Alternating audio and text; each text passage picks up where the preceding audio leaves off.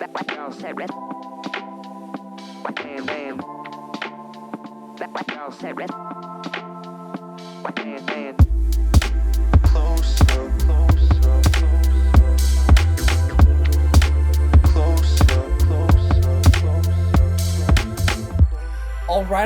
right. Welcome back to another episode of the Close Up Podcast on the Orlando Magic HQ Network.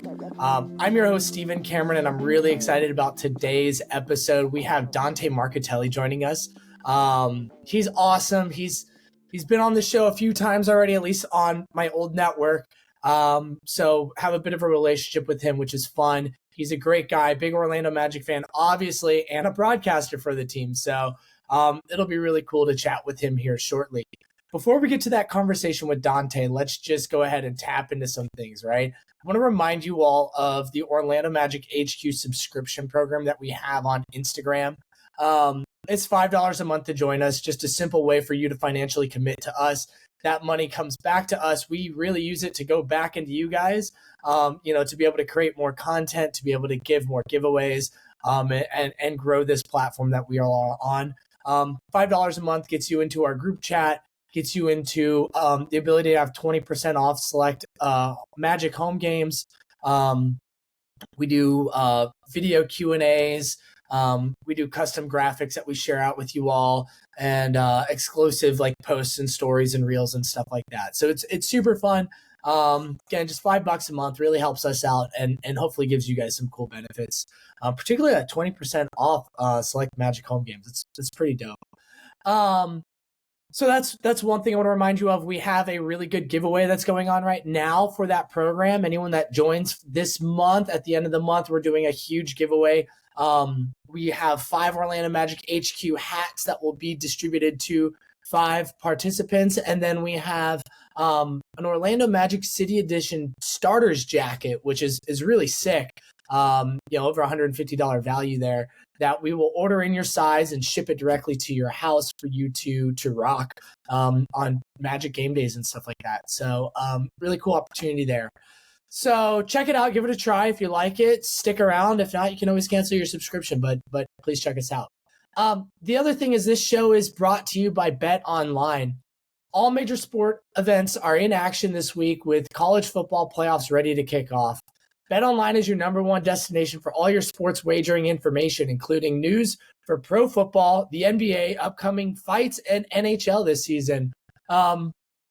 If you want to play some bets, you just go there, find out some information. You can get the latest news and rumblings. Learn what the over-unders are, learn what all sorts of different aspects of betting. However you want to bet, you can go there and get that information. Head to the website today to get into the action and see all the updated odds for the week. Remember to use promo code BLEAV, BLEAV, BLEAV, to receive your 50% welcome bonus on your first deposit. Bet Online, where the game starts.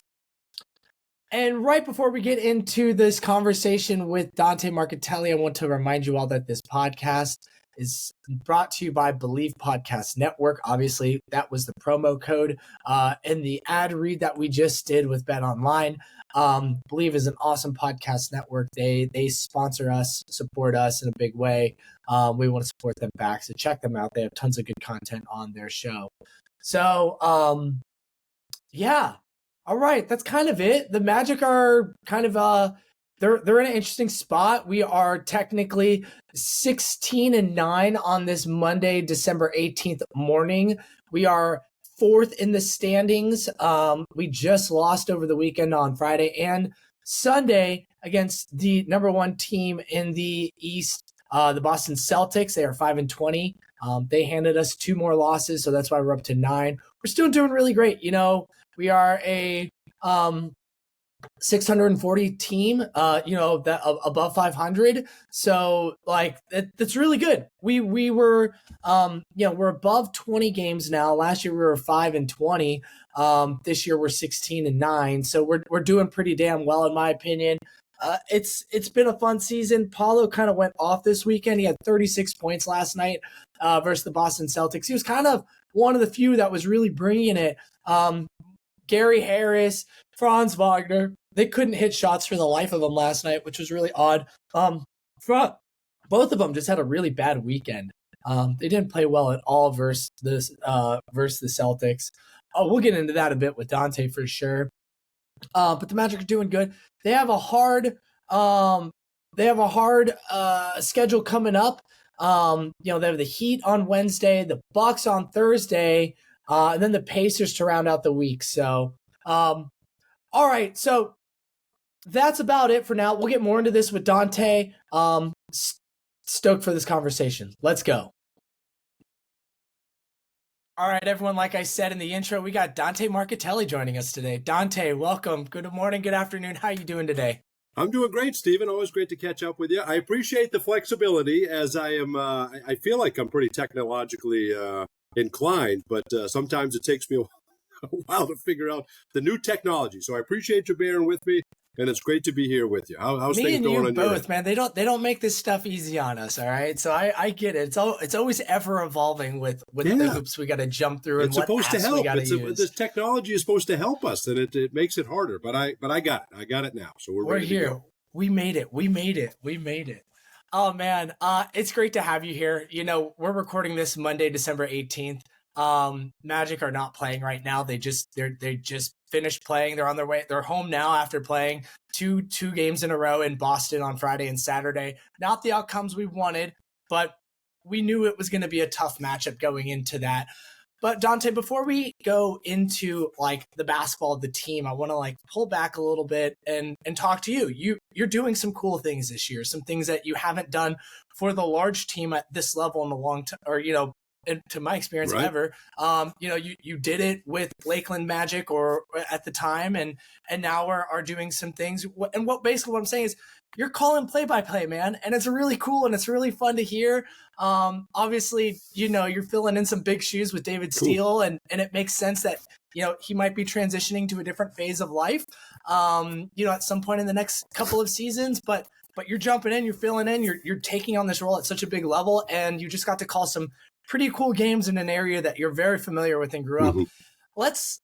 Before we talk about this week in particularly, how are you feeling about coming in as a play-by-play announcer now and kind of transitioning from sideline and pre, post, and halftime analyst to now calling the play-by-play? How is that going for you? Well, it's been a transition. There's no question about it. But it's ultimately that's what I would love to do. One day is to have the opportunity to call games for this team. And this year the opportunity came to do about 25 games. So it'll be about, I think I've done 6 now. So it'll be 25 games, and it allows David to not have to travel so much. And again, this is totally his decision. This has nothing to do with anything else. And then it's an opportunity to kind of lighten the load for him travel-wise. He still does all the home games, and then he'll do the important games as on the road as the season kind of winds down, and hopefully we're making that big playoff push. So this is just kind of his design, which is great, and kind of the blueprint in the map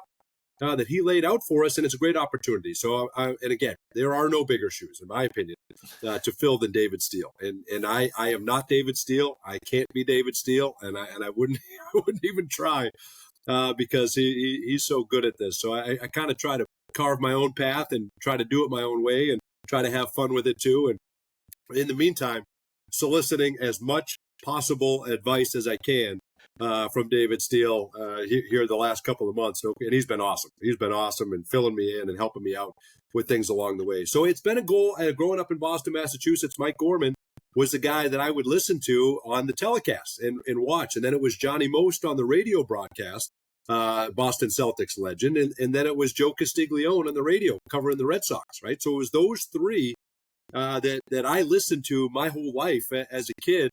And I always thought to myself, if I could ever be in a position to do that, I can't imagine anything more fun. And so that's kind of what everything has been building towards here the last 15, 20 years. And listen, I got a job with the Magic as a radio intern.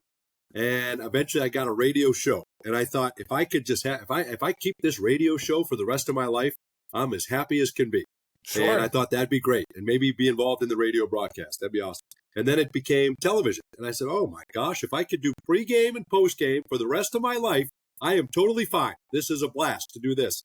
And now it's like, hey, if I can do whatever the hybrid looks like, then I'm just happy as can be. So it's a great opportunity. I'm very appreciative to David, to Ty Eastham, our producer, Alex Martins, the CEO, everybody involved, Valley Sports Florida, and it's just been fun. It's been a blast, and I'm learning a lot along the way. But in the meantime, just trying to keep the car on the road. Oh, sure, no, until David comes back on Wednesday.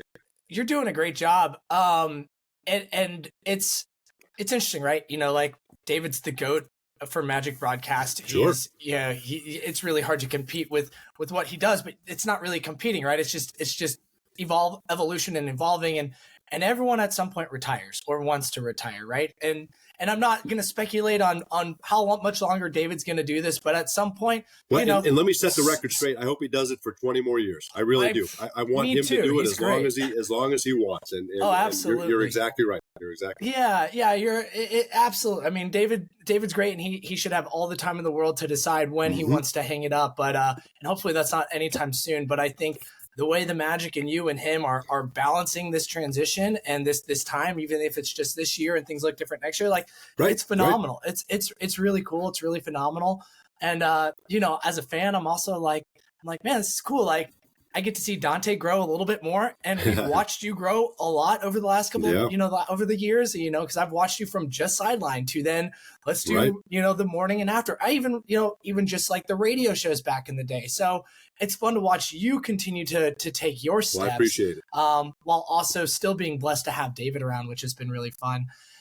On the technical side of it, right? There is a difference. Like, you're having to view and watch the game a different way, and it's more, I mean, you're saying exactly what you're seeing. How have you had to adjust the way you prep for a game for these types of situations versus when you are back into your more traditional role of pre-post halftime analysts, sometimes mid-game conversations and stuff like that? How have you had to grow as an individual to get to this spot that you're doing so well? Well, it's been eye-opening. There's no question about that. And the other guy I need to mention is Jeff Turner. I mean, there's nobody better. I mean, he makes it so easy to just sit there and be able to call the game with him. And ideally, when I listen to David and Jeff, it's like two buddies just hanging out, reacting to a game. And that's what they want. And I think that's the ultimate compliment. And that's what I'm hoping fans will take away when they listen to Jeff and I, because we have a great rapport as well and a great friendship. And I hope that's what comes across when they listen to Jeff and I as well. But it's different, man. Oh my God. I mean, I pride myself on my prep anyway, and I do deep dives, no matter what role it is. If I'm coming on doing a 1-minute piece, I'm going to be ready for it, right? Like that's how I feel. Sure. I want to be as prepared as possible. So whatever the role is, I put a lot into it, reading stories, reading articles, getting my hands on as much as I can as far as that goes, but also, whatever numbers I'm intrigued by or trends or whatever, then I'll do my own deep dives and try to figure out, what do the numbers look like in December? What do they look like at home, on the road? What does it look like, these combinations, these three guys playing together, whatever the situation may be. So I put a lot into the pre and prep, but now it's a situation of when I go into a pregame show, we map out what we're going to talk about, right? So here's the 3 things that we're going to talk about in segment 1. Here's what we're going to talk about this. And then the rest of it is reacting, right? So during the first half, I'm making notes and keeping trends and things like that. And we discuss that at halftime, and then it's a recap. And that's where your analyst is huge. And then you go to the post-game show and you're recapping, you're just reacting to what happened in the post-game show. This, you have to be ready for absolutely everything, right? You have to be ready for Neemias Queta to get in there, who's played 23 NBA games in his career. And what if he goes for 20 and 10? What if he gets a triple-double? What if he, so that to me is where, in addition to knowing as much as you can about all 17 guys on the roster and all 14 that are going to be active, if they get in, if there's an injury, if there's free, so a lot of it you're never even going to use. Most of the prep that you put in, you can't even get in. And then, if you have these numbers on a guy that, if he's playing well, you want to work that in, and then if the guy ends up not playing well, you can't use that either. So it's a game. You're trying to be prepared for every possible situation, and that's why I marvel at David, because I not only does he call the game better than anybody, but he is prepared. I mean, there's nothing that can happen throughout the course of a game that he's not ready for, and it's amazing to me. So I try to mimic that certainly on the preparation side. What could happen? What are the things that could happen? And I don't want to, I don't want to be ready for it. So I think that's, and you know what, Stephen, we follow the game, we watch it, we up on the NBA anyway. So very little is going to catch you off guard, and you pretty well know who everybody is on the roster. But now the rosters have gone to 17, and there's two-way guys that you don't know a whole lot about until you see that team that night, right? So that can sneak up on you, and so you got to try to be prepared. And now, when a play happens, or if whether it's good or bad, I have time to process it all before I go to the post-game show. Now you're processing it on the fly. You know what I mean? So the excitement of a shot, and I think, if nothing else, hopefully fans can feel the excitement that I have getting to do that game, because I am over the top elated to have the opportunity, and I hope that comes across. And then it's, and then if you're struggling, you got to make sure you're not too down. So I think it's reacting on the fly, and, being a professional and trying to get through it. There's a lot that happens, but anyway, you just try to navigate all those waters. It's uncharted territory for me, and I'm just having a blast with it. I tell you what, you're doing a great job. Well, thank you. There was one of the first times I heard it, I was like, is Dante a better play-by-play guy than he is on post, on an analyst guy? And you're already great at analyst. So I'm just like, I don't know. It just felt very natural for me to hear you step into this voice. And, well, hopefully, Stephen, thank you. And that means, and I can't tell you how much I appreciate that. That means a lot. But hopefully there's, if nothing else, it's a familiar voice, right? Yeah. Hopefully with my time here with Orlando and my knowledge of the history of the organization, hopefully that helps in the transition, for Magic fans listening to someone new. It's not someone coming from another market that doesn't understand the history of the team. Hopefully that helps a little too. It's not a brand new voice, and I think that also helps a lot. It does. Now, Dante, this weekend was pretty big for you, right?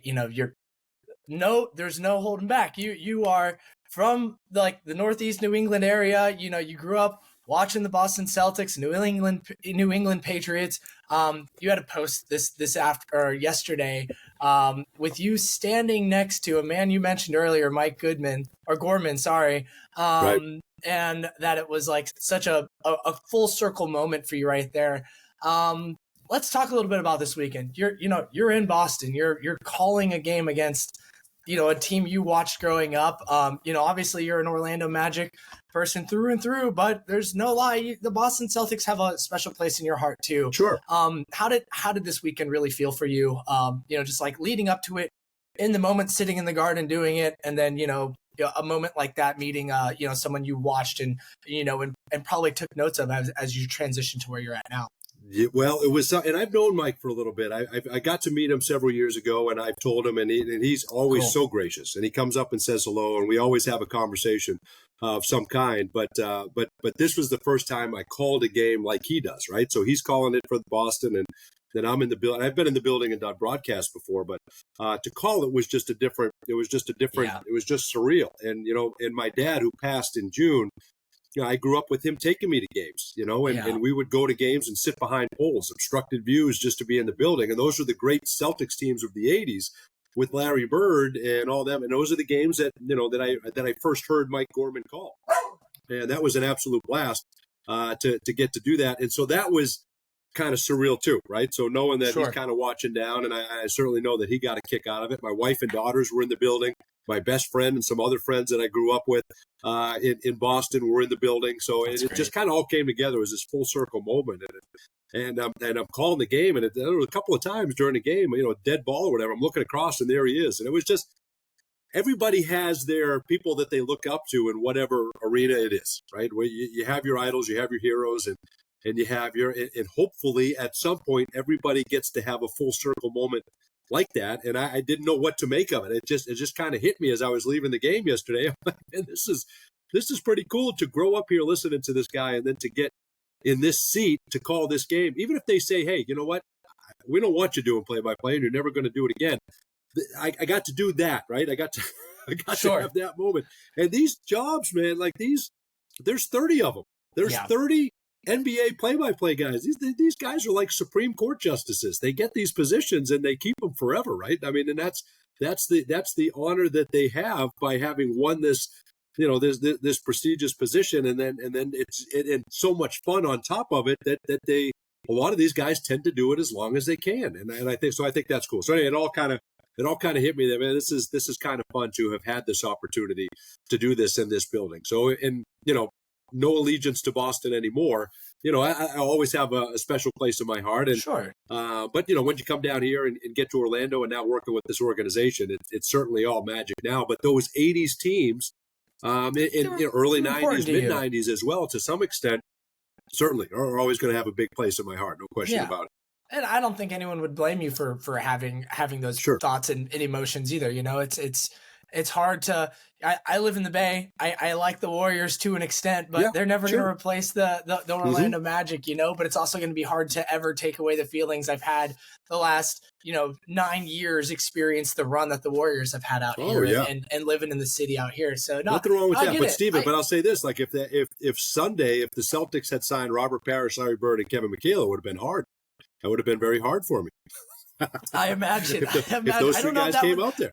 That seemed like a long shot, but I think we're safe. I think we're safe that wouldn't happen. That's probably what it would take. But and even then, I think I would be fine cheering for the Magic instead. But that's what it would take, something like that.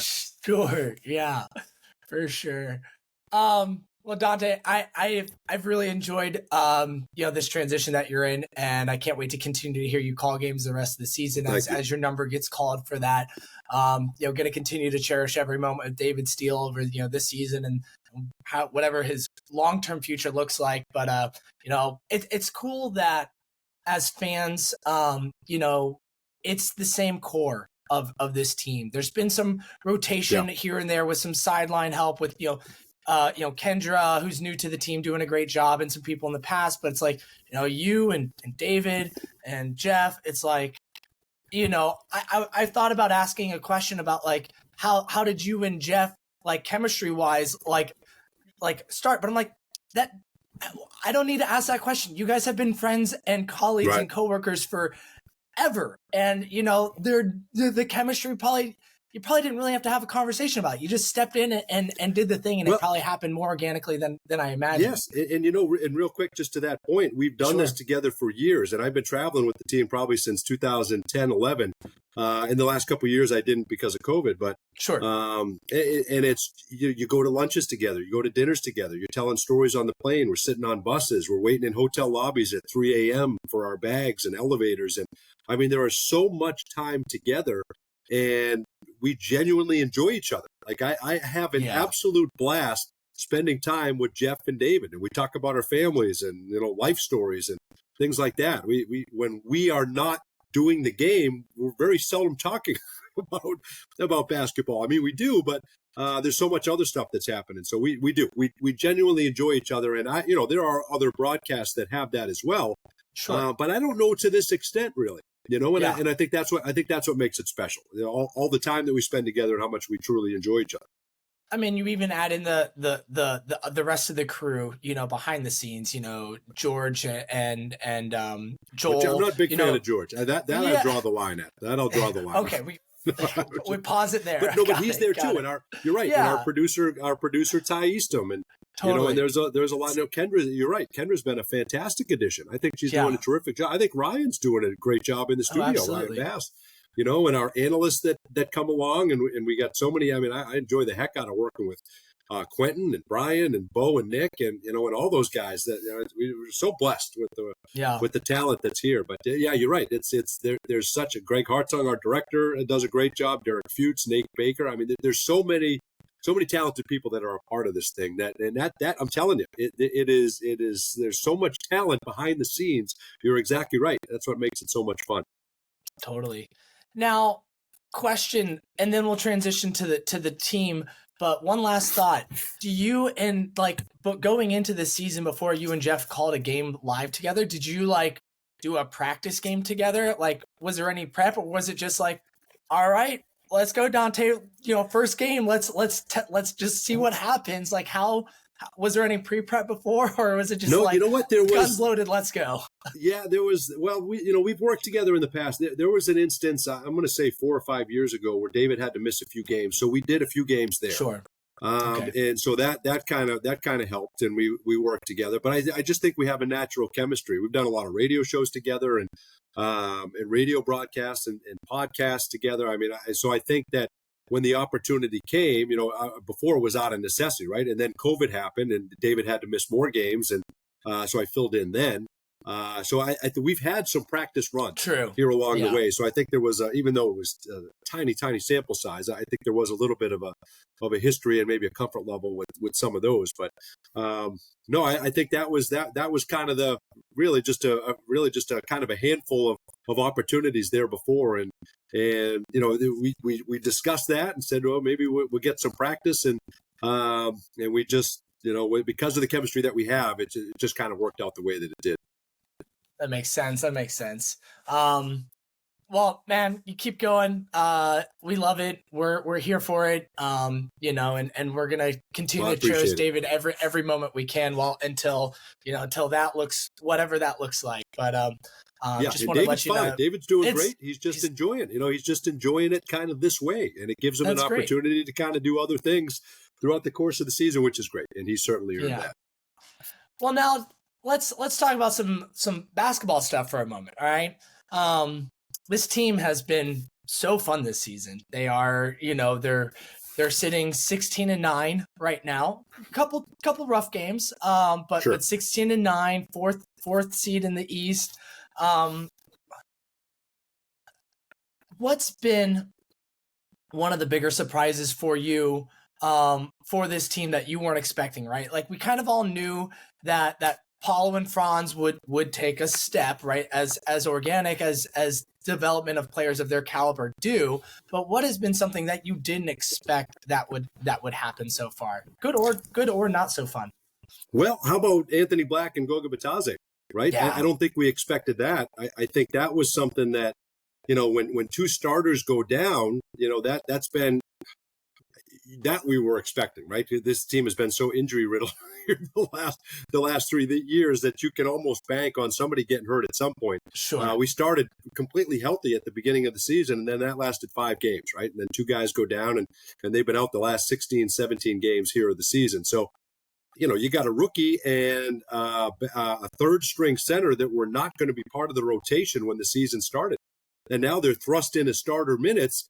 And there was absolutely no way to foresee that you were going to rattle off a 9-game winning streak and have one of the best home records in the NBA. That to me was a huge surprise. And it's not like Anthony Black was getting you 15 points a game and Goga Batadze was 18 and 12. You know what I mean? They've had big games, but they've done their role. They've done their role perfectly, filling in and helping out around Paulo and Franz.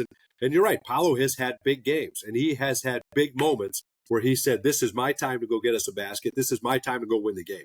That's been a great, fun thing to see, to watch his evolution from last year to this year, finding out when to attack and when to control and dominate the game. And then he's got 2 game winners, and that's something that was, that he's been able to add to his resume. I don't think, until the last couple of games, we've kind of taken a little bit of a hit as teams prepare a little bit better for the Orlando Magic. But I don't think we thought we'd have the best bench in the NBA. We knew we were deep. We knew we were talented. But I don't think we thought we'd have the highest scoring bench in the NBA after 20 games of the season, with 2 bench players being taken off and put in the starting lineup. And now you're going even deeper into your bench. So I think that was a huge revelation. The development of Jalen Suggs and what he means defensively and keeping him on the floor, that's been huge. And then Franz has had his moments where he's taken over 1 basketball games, 3 straight 30-point game performances for Franz. And then Cole Anthony, one of the best players in the NBA off the bench. So I think it's the whole package. There are multiple things that I think you thought, if this does happen, this would be great. But I don't think you expected all those to come together like they have. And Joe Ingles, I don't think there's, didn't have Joe Ingles in Boston, and you could tell what he means to that second unit. He just has a perfect way of setting everybody up. So there's been multiple things, Stephen, and I'm sorry if you said 1 or 2, but no, you're fine. Those are all the things that kind of caught me off guard. I don't think we expected all those things to happen in the first 25 games of the season. Yeah, we hit the perfect storm in all the right ways so far, right? Yes, outside exactly. of some injuries, we obviously, we can even talk about this for a second. We need Wendell Carter and Markelle Fultz back. They definitely are key contributors to this team. And I think watching a game like yesterday and Friday, it's pretty clear that as great as Anthony Black and Goga have been, that you need to get Wendell and Fultz back on the floor, and they're close. But you're right, we really hit the perfect storm with the right players hitting the right steps, adding the right rotation players with Joe Ingles really balancing things out. Coach Mosley even taking a step in how he's coaching the team and growing as a young professional, because we often don't talk about coaches and their growth, and he's someone who you've seen some growth happen over the last 3 years, which has been really cool. But let's pause for a second. Let's talk about this weekend. I think more than ever, we saw this team play really good, particularly, during the first and third quarter of last night's game. But then we saw areas where it's like, man, they're just, how do you compete with this Boston lineup, right? I'm no disrespect to our guys, but I'm watching a lineup last night of Derek White, Drew Holiday, Jaylen Brown, Jason Tatum, and Kristaps Porzingis, and I'm like, wow, that's incredible. How do you even, who goes up against that? And then we mentioned we have Goga and Anthony Black, and no disrespect to them, they've done phenomenal. But when you look at a lineup like that, and then who's top of the East for a reason, and then you see, a little bit of our depth issues with having two starters out, that's when it's like, man, you kind of need those guys coming back, and it seems like they're coming back soon. What do you think will be impact? How do you think, we'll start with Wendell. How do you think he's immediately going to relieve this team a little bit when it comes to high pressure games like this weekend? Well, I think, honestly, in all respect to this, Magic team, I don't know that anybody was going to beat Boston this weekend the way they played. That's fair. That's no knock on Orlando. I mean, they were focused. They have other aspirations. They want to win a championship yesterday, right? They are not messing around. They're designed to do that. They were fully healthy yesterday. They had everybody available. That building is insane. They haven't lost there since March of last year, right? So 21 straight wins. It doesn't matter if the 95 Bulls were pulling into that building. The way Jaylen Brown and Jason Tatum started that fourth quarter, and there were some terrific defensive sequences, and Brown couldn't miss. I mean, and listen, there were plenty of mistakes along the way, and Paulo said it after the game. We've got a lot of work to do. But I don't think anybody was going to beat Boston. Nobody has at home this year. So there's no shame in losing to the Celtics at home this year, because everybody has, right? So I think it's just unfortunate, the timing of it. But thankfully, you've built up enough of a cushion, right? With that, at the time, you're 9 games over 500. You're still 7 over 500. And that's why Wednesday is critical. That's why Saturday at Indiana is critical. You gotta get back and build as big of a cushion as you can. So I think when you get Wendell back, I think what's going to help you is defensive rebounding. I think he's going to dig out big rebounds late in games, right? That's going to be huge. And Goga's done a phenomenal job of that. I mean, that entire first game in Boston, our only offense was throw it off the rim, miss, and let Goga go get it. Exactly. He's been phenomenal. He's a great offensive rebounder. Oh, he's a great offensive rebounder. But I think having Wendell back, he's a lob option. He sets great screens, right? Frees people up. He's always in the top 10 in screen assists every year. And he's a guy that can knock down a three. We're not asking Goga to do that. Wendell can be a stretch five. He can go out and knock down a three in the corner. He's got a pull-up game. He's got a mid-range game. And he's one of, if not our best defensive big. So I think that's what you get in Wendell, probably the most underrated big in the NBA. And then when you go to Markelle, we are asking an awful lot of Wendell and Franz at times against these very good defensive teams to go create, and they're not letting us, right? So Markel's a guy that can get anywhere he wants. He can get into the paint, he can get to the rim, and he can facilitate for everybody else on the team.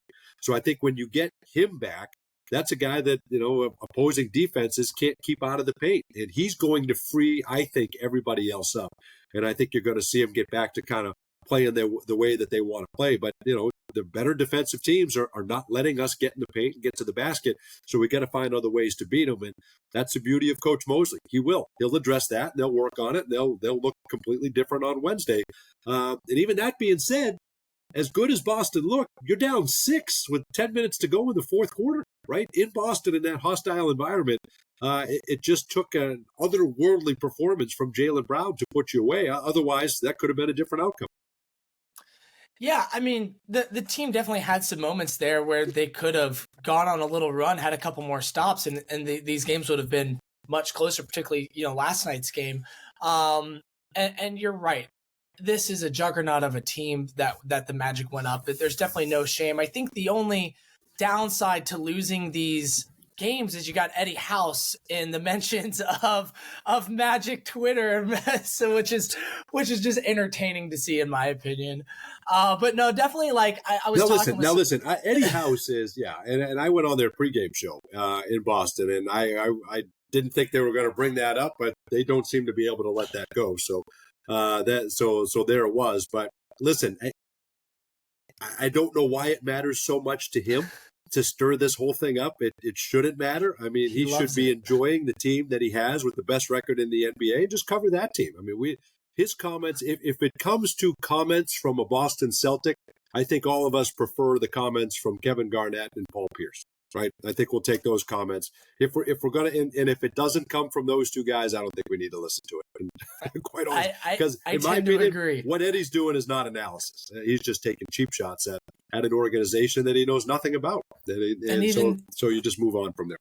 It's funny. I don't want to really spend too much more time on him, but he doesn't do anything on Twitter except when you go back and look at his posts, it's all comments on Magic fans, and so it's just but to me, what just are we leave doing it alone. here, Don't man? give Come them the on. time of day. Like we should not be Magic fans. I would ask to not take the bait. Like just let it go. Let it go. Let's take the high road, and let's hope we see him in the postseason. I think that'd be fun, and let's worry about what we do here. We're not wired that way.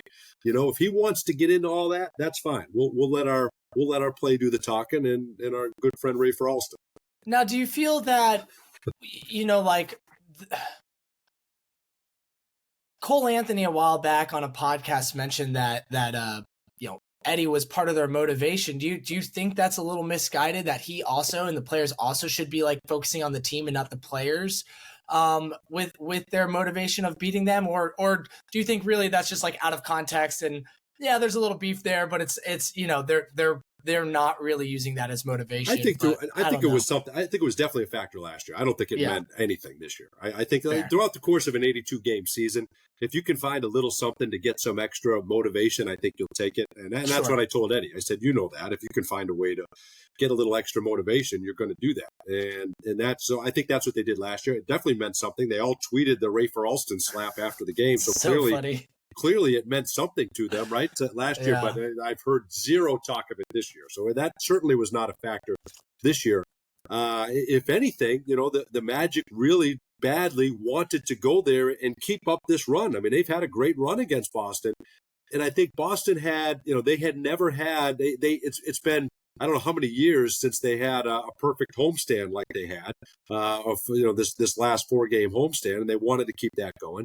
And they just meant business. They were tired of hearing about Orlando, and they put their foot down. And I'm telling you, we just ran into a buzzsaw. Now we could have played better and affected the outcome, no question about it. But I think they were motivated. They were highly motivated to not let Orlando win one of those games, in addition to this great run they have here at home. So I don't think any of that other stuff mattered at all. If anything, I think they're going to be a little hungry and a little extra motivated going into this game on Wednesday.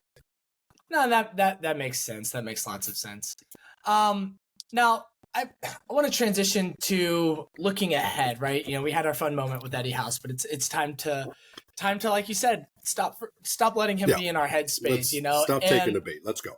And coming up, we have some heater of a schedule, to kind of wrap up, this month in December, and going into January is really tough. We have. I got the schedule up right now. We have 1, 2, it looks like possibly like 5 to 6 game matchups to the end of January for teams that are under 500 right now. So it's a tough stretch. We're playing teams like the Bucks, the 76ers, the Suns, the Kings, Nuggets, the Heat, the Thunder. It's a gauntlet. And then there's a couple of teams that are under 500, like the Hawks, and they're a frisky team. They got Trae Young, Deontay Murray, who are both excellent guards. They're an up and down team, but they're a dangerous team. What do you think is going to be the key for this Magic team to show during this really important stretch, in my opinion, that could make or break this season for what we want to have them be as a playoff team, not a play-in team, but a playoff team? I think this stretch is what's going to really be important for them. What's a couple key things they have to do to be able to survive this stretch and be 500 or better through this run?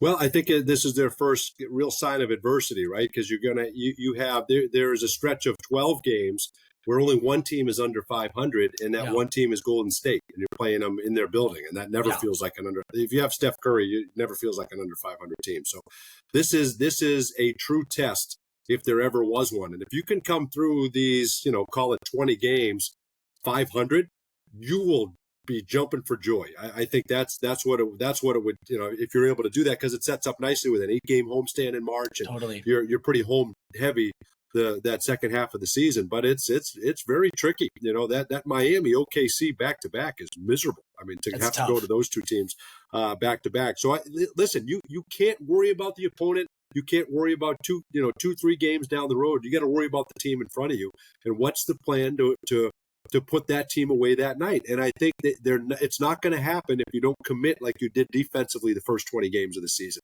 This team has to be a team that wins every night, stays in every game because of the way they defend. And that's what allowed them to get out to a 16-7 start. And you can't get away from that. And we saw it for a ton. We saw it a lot in Boston over the weekend, but you've got to get back to that. If that's your base, that's sustainable. The way they defend, they should be in every game, every night. And then, some nights you're going to have nights where where you make a ton of shots, and you'll win those games that you have those nights. And some nights it'll be tougher, and you'll have to get to the line. You'll have to score in the paint. So every night will be different. But if you defend, you can be in every game, every single night. Totally. I think that's going to be key. And once they own that and continue to play like a top 3 defensive team in the NBA, then they truly feel they can beat anybody any night. And that's what it takes. And some nights, teams that we think are good now might have an injury or might rest a guy, or, might go through a little downturn of their own, and you might catch that team at the right time. So each game is different. And though it looks like a gauntlet now, and it is, you might get some luck along the way, and you're going to start getting healthy, but you have to take pride in your defense and do what you do. And I think if you do that, you can sustain that, and that's, you can win any night. Well, and a lot of this team's offense comes from good defense, right? When we struggle offensively, it's also when the defense is not at its full strength and performing the way it should be. So, you're absolutely right. In order for us to sustain some good wins throughout this stretch, top 3 defense, because that's going to get the offense where it needs to be, scoring in transition, being aggressive, driving to the paint, and forcing turnovers and scoring points off turnovers. And so it's like we have to be that top 3, like you were mentioning, and I fully believe that's possible. They can, as long as some health is on our side, and as long as we get some injured players back, and hopefully the transition of them integrating back into the lineup doesn't shake the boat too much, and so I'm looking forward to it. I think we have this is a really good situation for the Magic, in my opinion. This season, as much as we want to make the playoffs and make a good run, the most important thing about this season is learning how to win tough games, tough stretches. So as this team continues to develop throughout the next couple of years, they're in that. They know they don't have to go through it anymore. They're here and they're ready for it. And I'm looking forward to it. We're going to learn a ton about this team over the next 15, 20 games and how they go. Yes, we will. And it's going to be a blast. Well, Dante, we've been running for almost 40 minutes now. I just want to say thank you for taking your time out of your day to on an off day. I'm assuming it's an off day and you don't have too much work to do today, to chat with me. And one last thing before we go. Amway is no more. We get a new arena name in the next few. You got any predictions on who it's gonna be? What do we got here? Zero chance. And they don't tell people like me. I'm the last one to find these kind of things out. So I'm gonna sit there on Wednesday morning like everybody else, and be excited to find out what our new home is going to be named. I'm pretty excited. and and let's go. Let's that coming at a good time. Best home team in the NBA, one of them. Yes, sir. And I'll be curious to know, like everybody else here, come Wednesday. Hey, I imagine the team's record and how they're playing at home has allowed them to have some good negotiations with whatever potential sponsors out there want to join us. So I'm psyched on that. So, all right, Dante. Well, I appreciate you joining the show. We'll catch you on air, and hopefully we'll get you back on the show later this season. So anytime. Thank you Keep so up much. the good work, guys. I always appreciate the support from you, Magic HQ, and everybody. So thank you, Stephen, and keep up the great work, and we'll be in touch, okay? And if I can do anything to help in the future, please let me know. But thank you for all the support along the way. Great Magic fans, great coverage, and we'll be in touch throughout the year. Let's have a great season. Yes, sir. All right, Magic fans, thanks for tuning in. Let's go Magic. Peace.